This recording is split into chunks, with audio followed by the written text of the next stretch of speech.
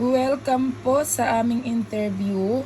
Dahil po ang asawa ko ay contractor, ay hindi na po namin mabilang ang aming mga mamahaling sasakyan.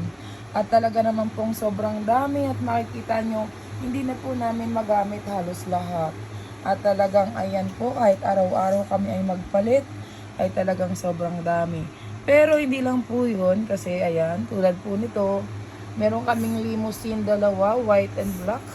Ito po ay magkano lang yan, 20 million lang po ang isa niyan.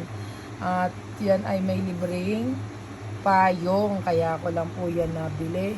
At nagustuhan ko po at ang ganda ng payong ay talaga naman po.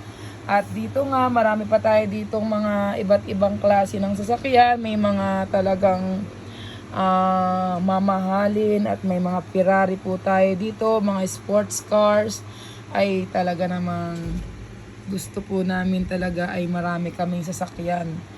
Hindi nga namin po alam na overwhelm na nga po kami sa nangyayari sa aming mag-asawa.